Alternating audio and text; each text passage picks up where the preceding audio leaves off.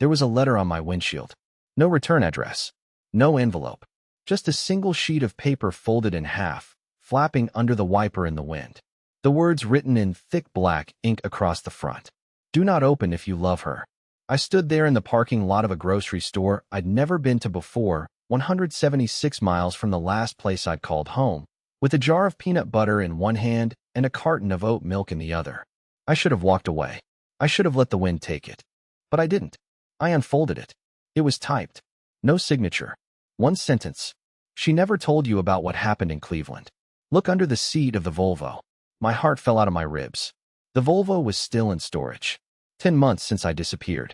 Back then, I was already unraveling, half mad from insomnia and betrayal, living in a converted maintenance closet behind an abandoned gym. Now I was in a borrowed studio apartment above a bowling alley, working under a fake name, drinking tea like it was medicine. I hadn't heard her voice in 281 days. Fiona. I drove to the storage lot like I was possessed. The security guy recognized me. You're the one with the green Volvo, right? Ain't moved in months. No kidding. I unlocked it. The inside smelled like old gum and wet denim. I shoved my hand under the passenger seat, not knowing if I'd find a flash drive, a photo, a severed finger, a what. Instead, I pulled out a receipt, folded 3 times, then taped shut. On the back, scribbled in handwriting that wasn't mine. I begged her not to do it. She did it anyway. Inside, a hotel invoice. Cleveland. 3 nights. 2 guests. Room service. Champagne. A massage booked under my name. I never went to Cleveland. Never booked a room. Never ordered foie gras at 11 p.m. Never used a hotel sauna while my wife, apparently, used my name. The last time she told me she was in Cleveland, she said she was visiting her cousin who had a nervous breakdown. She came back exhausted. She cried. Said family was hard. I brought her soup. She was sleeping with someone under my name while I was heating up broth for her lies. I threw up behind the Volvo, right there in the gravel. Not because I didn't suspect something, but because I finally had confirmation that what I was afraid to imagine was real and worse. That night, I drove to the motel I'd been crashing in. No appetite. No plan. Just a gaping void in my chest where trust used to be. And then, at 2:13 a.m., someone knocked on my door. Not once. Not twice. 6 slow knocks. I opened it. No one was there. Just a small cardboard box on the ground. Inside, a flash drive. And a handwritten note. You have to see it for yourself. I'm sorry. I never meant for you to find out like this. No signature. No explanation. But I recognized the handwriting. It was Fiona's. I didn't sleep. I just sat there in that terrible motel chair. The one with the fabric that smelled like old fries and cheap perfume, holding the flash drive like it was radioactive. My laptop sat open in front of me, the cursor blinking on a blank desktop screen, waiting for me to do it. Just plug it in. Just see. But every time I reached for the USB port, my hand shook. Because here's the truth. I already knew. Not the details. Not the timeline. Not the faces. But somewhere deep in the rotting basement of my gut, I knew that what was on that drive wasn't going to give me closure. It wasn't going to answer questions. It was going to break me in a new language. At 4:21 a.m., I finally plugged it in. There was one file. No name. Just a video icon labeled 0001. MP4. No metadata, no timestamp. I clicked it. The screen went black for a few seconds, then flickered into a grainy, low-res recording, a hotel hallway. You could hear music muffled by walls. A cheap wall sconce cast a sickly yellow glow. Then she walked in. Fiona, wearing the red coat. She wasn't alone. A man followed behind her. Tall, wide shoulders, ball cap pulled low.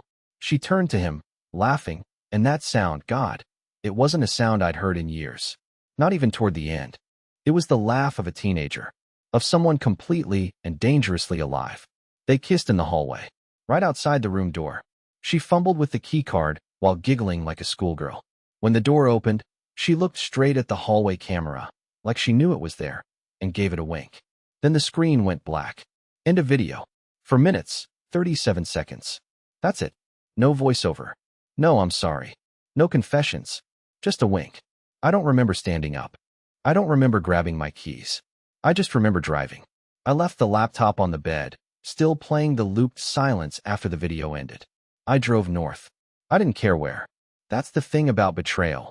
It doesn't just make you angry, it detonates your sense of direction. You don't know where you're going, you just know it has to be far from here. Hours passed. Somewhere along the border near Oregon, my phone, the prepaid one I barely used, started vibrating. A number I didn't recognize. I ignored it. Then it vibrated again. And again. I finally picked up. Didn't say a word. Just listened. A voice I didn't recognize said, "She's trying to find you. She's asking questions she shouldn't be asking." I opened my mouth, but the call dropped. No goodbye. No explanation. Just gone. I threw the phone out the window and kept driving. But something shifted after that. It wasn't just about the affair anymore. Not the hotel. Not the champagne. Not the room booked under my name. This was something else. Something that felt planned. Like I was supposed to find the video. Like someone wanted me to. By the time I crossed into Idaho, I was shaking again. Not from sadness. Not from anger. From the creeping feeling that I'd stumbled into something bigger than heartbreak. That night, I checked into a dusty roadside inn using the name I'd been traveling under. The receptionist was asleep in the back and handed me the key without opening her eyes. In the room, there was an envelope slipped under the door. No stamp.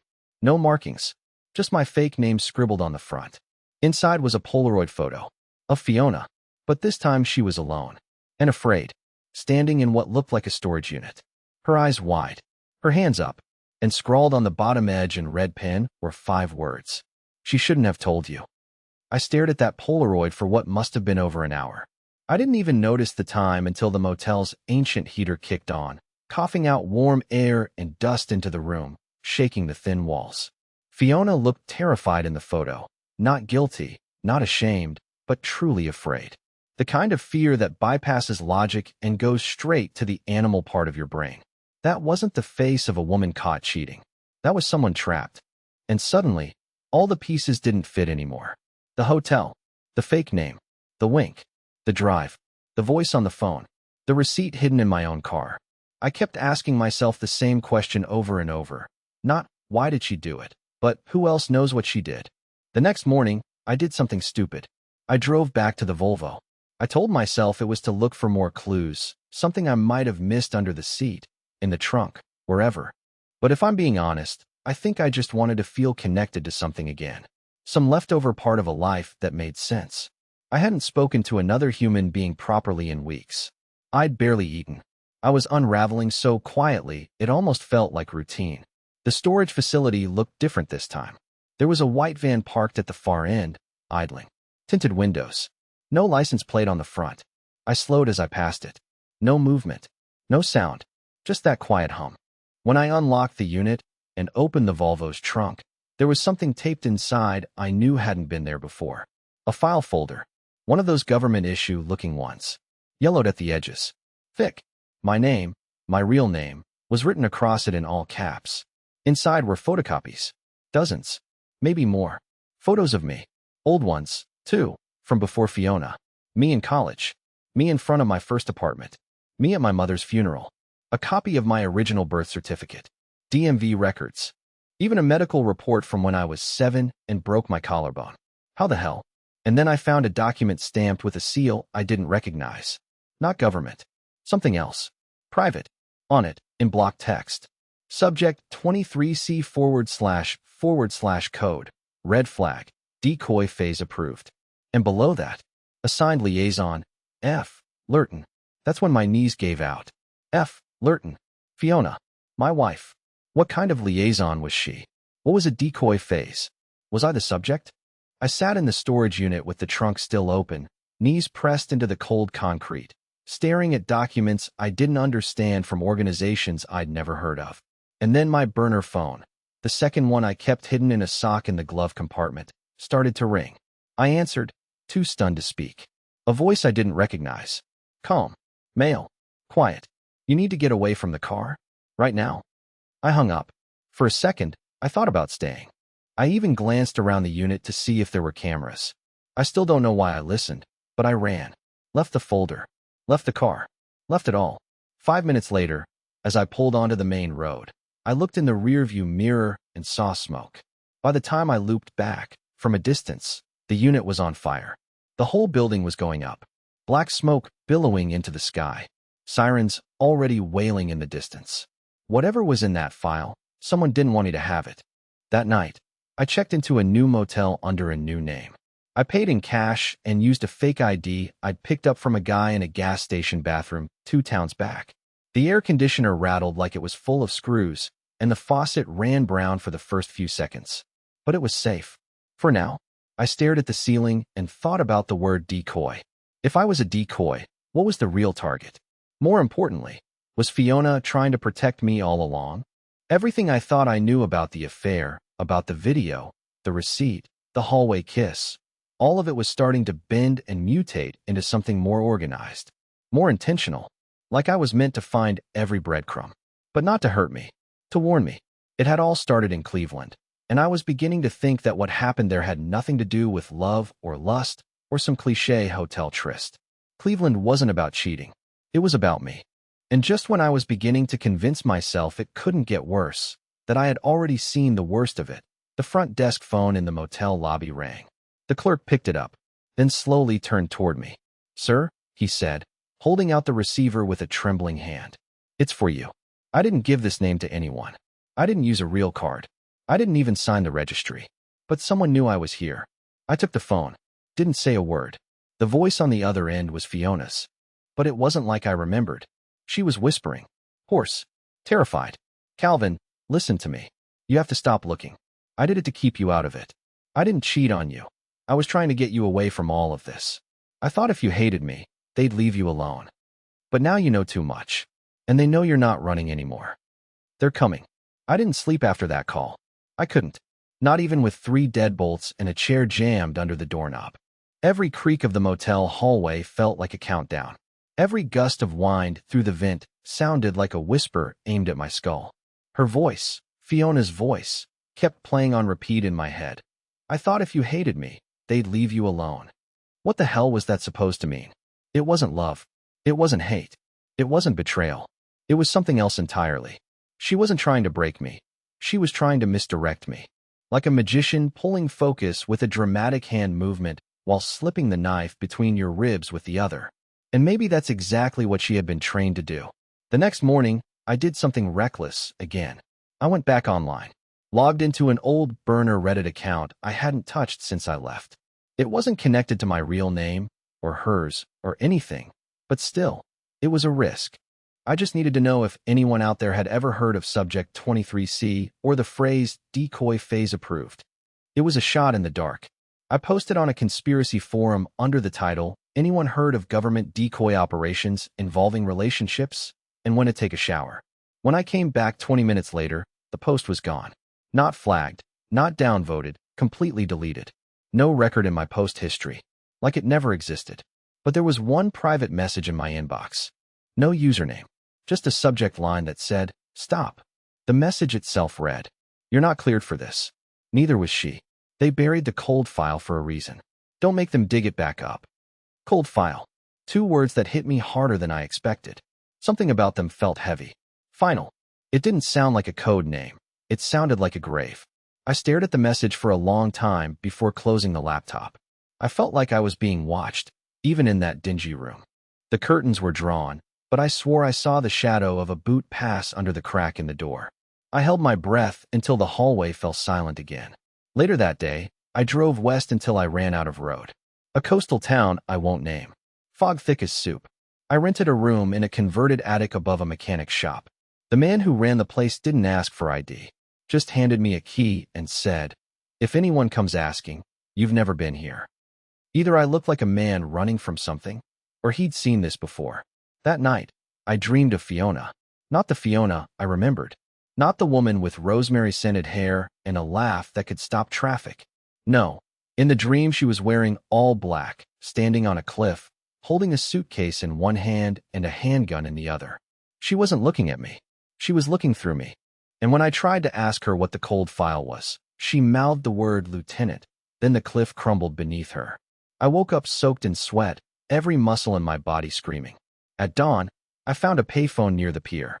I dialed a number I hadn't used in years, a friend I used to work with back in DC, before I met Fiona. A guy named Arlo, ex-Fed, burned out on red tape, now runs private risk audits for tech firms. He answered on the second ring. Jesus, I thought you were dead. I said nothing for a second, then asked, do you know anything about something called the cold file? Silence. Dead silence. Then Arlo said, voice low and ragged, where did you hear that? I found a file, I told him. My name was on it. So was hers. You need to listen to me very carefully, he said. That file was sealed 15 years ago, after the Rydell operation went sideways.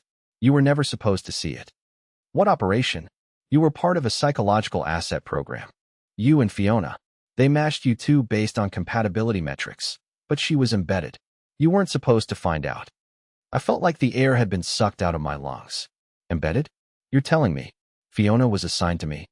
Not assigned. Activated. There's a difference. What the hell was the point? They needed someone off-grid. Someone with no living parents, no military history, no siblings. You were the perfect cover. The decoy. You living a boring suburban life with a government-trained asset? No one would look twice. I staggered back from the phone, mouth dry. So what now? You dig deeper, you die, Arlo said. That's what now. Then he hung up. I sat on the bench beside the payphone for hours, watching the seagulls dive into the fog, trying to decide what was real and what was planted.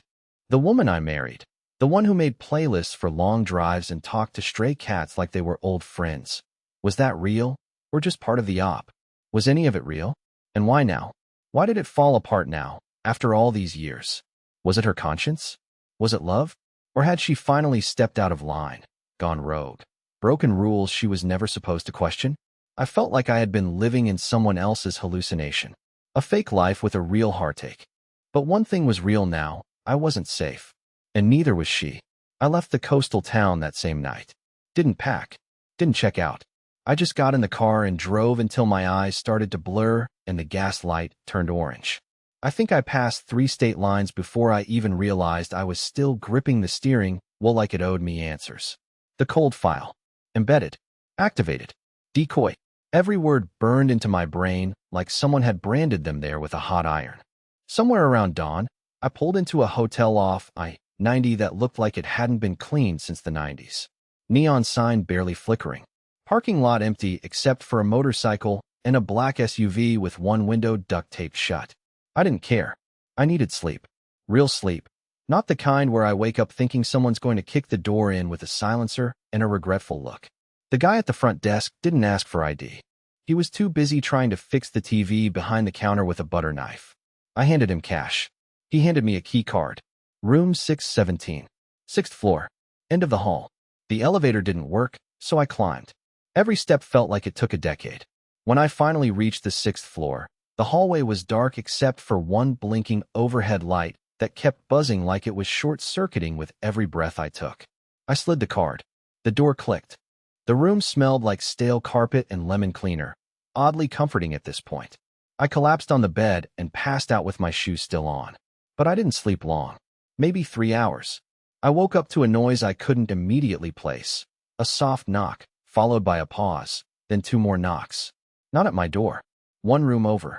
614. I wouldn't have paid attention to it, except the knock happened again 5 minutes later.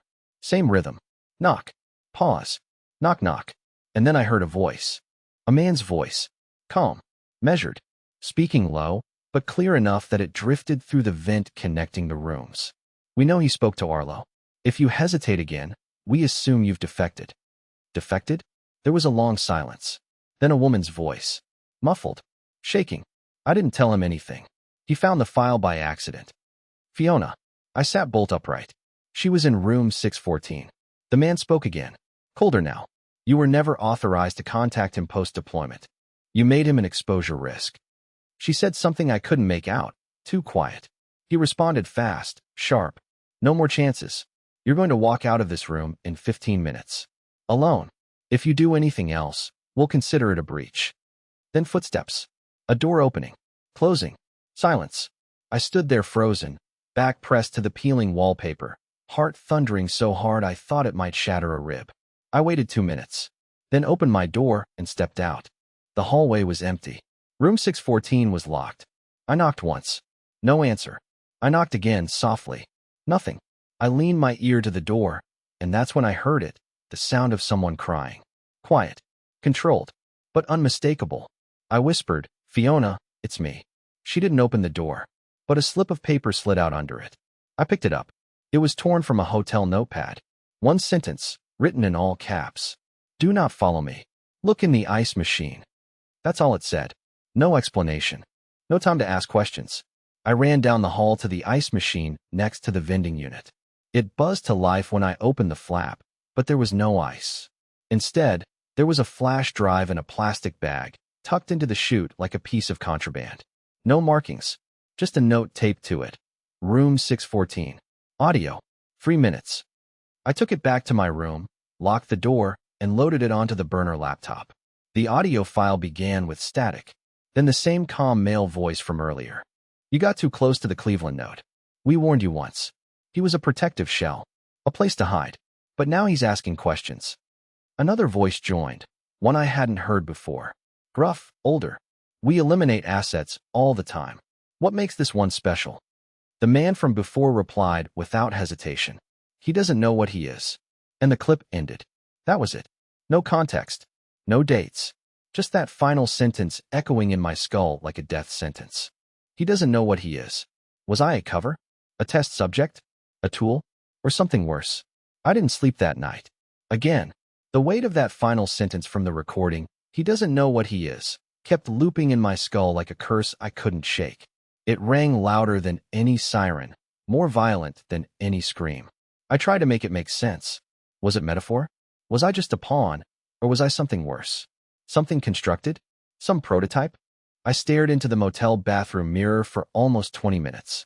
Looking for what? I don't know. Cracks in the illusion? A glitch in the reflection? Some part of me that felt false. But all I saw was the same face. More hollow now, more haunted, but still mine. Still Calvin, wasn't it? By sunrise, I'd already made my decision. I had to go to Cleveland. Not just because it was the location stamped on the fake receipt, or the place mentioned in the audio drop, or the supposed site of whatever node they kept referring to, but because everything kept spiraling back to it. Fiona's cover story. The first lie. The beginning of the end. And if I didn't face it, I was going to lose my mind. I took back roads and stayed off highways. Switched license plates twice. Paid cash for gas. Changed motels every night. I'd become someone else entirely. Paranoid, silent, focused. I had a loaded tire iron under the driver's seat and a knife in my boot, though I had no idea who or what I expected to face when I got there. Cleveland greeted me with gray skies and an endless sprawl of concrete. I pulled into the city just before midnight and parked 2 blocks from the address I'd found scribbled in tiny handwriting on the receipt from the Volvo trunk. It wasn't a hotel. It was an industrial building, run down, half-board, windows dark. No sign, no name. Just a rusted keypad by a steel door. I almost turned back. My body said run, but something deeper said remember. I walked to the door and typed the first 6 digits of my birthday. Nothing. Then Fiona's. Still nothing. Finally, without knowing why, I typed the last 6 digits of the burner phone I'd thrown away back in Idaho. Click. The door unlocked. The hallway inside was narrow and quiet. No cameras. No lights. Just the hum of electricity behind the walls and that old metallic smell, like hospital equipment mixed with basement mold. I followed the corridor until it opened into a large, dark room. At first, I thought it was empty, but then my eyes adjusted, and I saw them. Rows of filing cabinets. Old, dented, industrial grade. Hundreds of them. Like an archive no one was ever supposed to find. On the far wall, a phrase painted in red block letters. Identity is the first liability. I walked, heart hammering, hands trembling, until I reached the far left corner. The drawers were labeled with numbers. No names. I had no idea what to look for until I saw it. Cabinet 23C. I pulled it open. Inside were manila folders. Dozens. All labeled with dates, photos, and strings of initials I didn't recognize, except one, mine. CLH. My full initials. In red marker. Underlined twice. I opened it. Inside were reports. Psychological evaluations. Surveillance logs. Descriptions of my behavioral consistency. Notes on my attachment tendencies and ideal pairing matrices. A photo of me from when I was 15, talking to a school counselor. There were sections labeled Primary Exposure Strategy. containment triggers, emotional collapse protocol. Then something else. A single black and white photo clipped to the back page. Fiona, standing in a sterile white room. Eyes red, but face expressionless. She was holding a document titled Disengagement Failure Report. Behind her, in the background, barely visible, was something that made my stomach lurch. Me, strapped to a chair, eyes closed, unconscious, hooked up to machines. The timestamp? 12 days before I met her. I dropped the file, backed away, tripped over a loose floor tile, fell hard, hit my elbow, the pain snapping me out of the spiral. I was hyperventilating now, dizzy, sweating. Everything was wrong. I hadn't been just watched. I had been processed. And Fiona hadn't just been lying to me. She had known me before I ever knew her. As I stumbled out of the building, the city felt different. Sharper, like it was watching. Every headlight looked like a searchlight. Every silhouette looked armed. I ducked into an alley, tried to collect myself, tried to slow my breathing. And then I saw him. A man at the corner, standing perfectly still, watching me. Black jacket, ball cap, a thin scar along his jaw. The same build as the man from the hotel hallway video. He stepped toward me. I ran. Through alleys, past dumpsters, across streets, dodging cars and shouting voices. I didn't stop until I hit the river. Panting, knees shaking. I looked behind me. He was gone. But I knew what this meant. The Cleveland node wasn't just where the truth lived. It was where they had kept me. And now they knew I remembered. I didn't go back to the motel that night. I knew better. After what I'd seen in that file, the image of myself unconscious, pre-Fiona, strapped down like some discarded experiment, I knew I wasn't just being followed. I was being managed. Herded. Every move I made felt like it had already been pre-written in a script I never agreed to act out. I was done playing the part.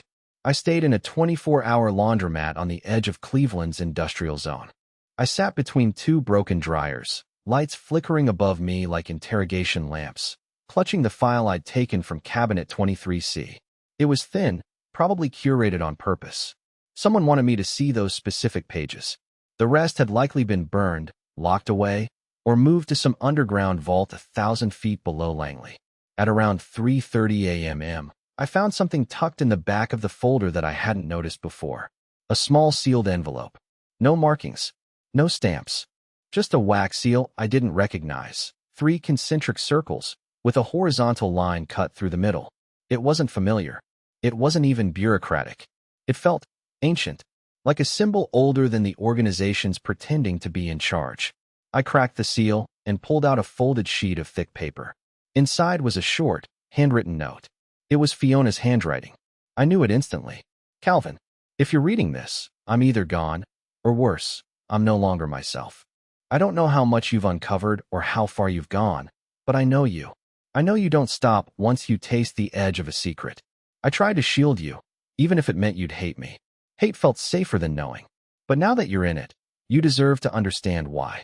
You weren't supposed to wake up in 2017. That version of you, the one you think is you, wasn't meant to activate. They said your original self fractured during the Calgary incident. They built a shell, a stabilizer. They gave you a name, a fake past, a memory loop to keep you functional. But it started leaking, and I couldn't stop it. The dreams, the headaches, the déjà vu, the chronic insomnia. You thought it was stress. It wasn't. It was the old you, trying to crawl back up. I stopped reading. My pulse was so loud I couldn't hear the buzzing lights anymore. The Calgary incident? 2017?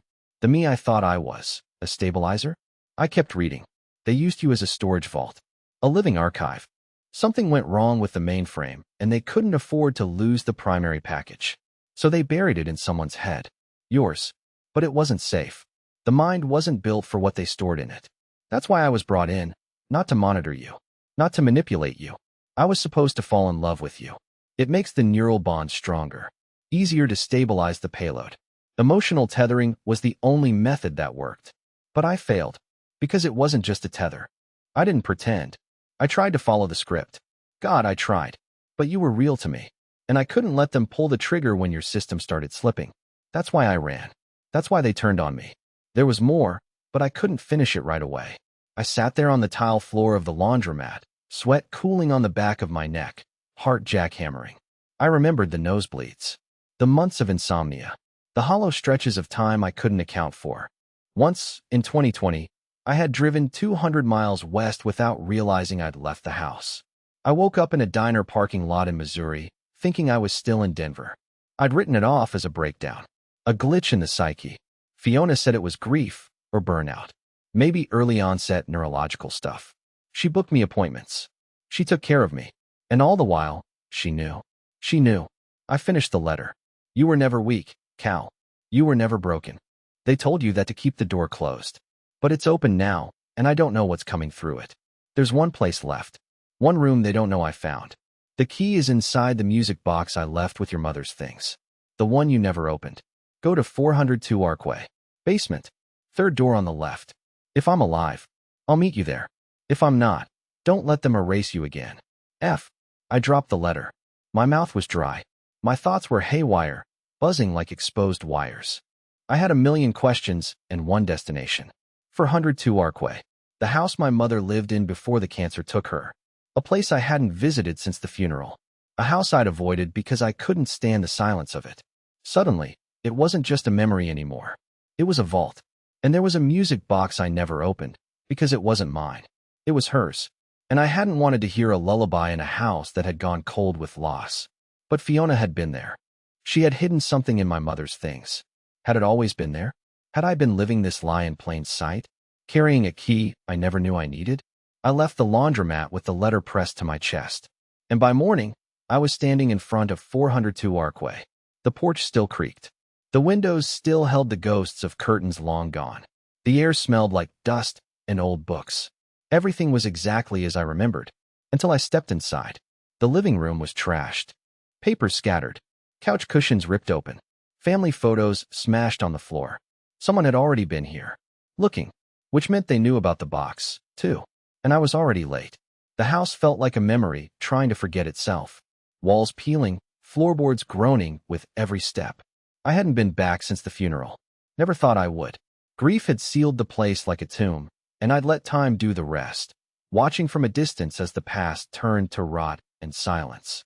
But now I was back, not to grieve, to find the one thing Fiona left behind. The music box. I found it in the hallway closet, buried under folded sheets that still smelled like her lavender detergent. It was exactly where I remembered it, small, wooden, carved with strange, swirled patterns I'd never been able to decipher as a child. My mother had said it was from a great-aunt in Romania, a family heirloom. I never dared open it. I thought the song inside would be the last sound I'd ever hear her play. Now it felt like the first key in a locked room inside my mind. I turned the crank once, expecting a melody, but there was no music. Instead, a click. The bottom of the box popped loose, revealing a hidden compartment. Inside was a small brass key, engraved with the same symbol from the wax seal. 3 concentric circles with a line through the center. My hands were shaking as I descended into the basement. The air was cooler down there. Still, thick with dust and time. Third door on the left. It was locked. I inserted the key. Turned. The door creaked open, and I stepped into a room that shouldn't have existed. It was small. Concrete walls. No windows. A single light bulb hung from the ceiling, swinging slowly, as if someone had just left. In the center, a chair. And a terminal. Old. Military grade. Connected to nothing, yet somehow still humming. Next to it, a thick folder. Labeled simply, Calvin, active state, dormant/untested. I sat down, heart pounding, and opened it. Inside were records. Dozens of pages. Schematics. Brain scans. Maps. A timeline stretching back further than I'd lived, into projects I'd never heard of. Terms like neural integrity simulation, long-term persona stability, subject-sourced emotional anchoring. They had created versions of me. Dozens. Some had failed. One had survived. Me. And then a flash drive. Taped to the last page. I inserted it into the terminal. A video loaded. Fiona. She looked tired. Hollow. But still her. If you're watching this, you made it to the final layer. I wasn't sure you would. Not because you're weak, but because I knew how hard it would be to keep going once the curtain dropped. But you did. You were always more resilient than they believed. You were never their failure, Cal. You were their miracle. She paused, then smiled. A real one. Not the kind they taught her to fake. You're not a weapon. You're not a file. You're a proof of concept that became a person. You weren't meant to feel love, but you did. You weren't programmed to question things, but you did. That means you broke the system, and that's why they're afraid of you. Another pause. Her eyes softened. I left. I'm safe. I promise. There's a cabin in Vermont. Coordinates are printed on the back of this message. You'll know it when you see it. If you want to disappear again, it's yours. If you want answers, real ones, come find me. No handlers. No lies. Just us. She leaned in closer to the camera. I never stopped loving you, even when I had to pretend I didn't. Especially then. The screen went black. I sat there in silence for what felt like hours. No rage. No panic. Just peace. A quiet, unfamiliar kind of peace. I wasn't broken. I wasn't erased. I was me. Not a puppet. Not a decoy. Just a man who had survived being rewritten. And maybe, just maybe, I was more than that. That night, I left Cleveland for the last time. I followed the printed coordinates. Dirt roads. Forest trails. Fog clinging to pine trees like ghosts refusing to let go. And just as the sun was rising, I saw it. A cabin. Smoke from the chimney. A yellow light in the window. She opened the door before I could knock. Fiona. No agents. No weapons. No code words. Just her. We didn't say anything at first. We just stood there in the doorway, two people who had been used, bent, broken, and somehow found our way back to something real. She reached for my hand. I took it. And for the first time in what felt like 1,000 years, I didn't feel like a threat, or a fugitive, or an experiment. I felt human.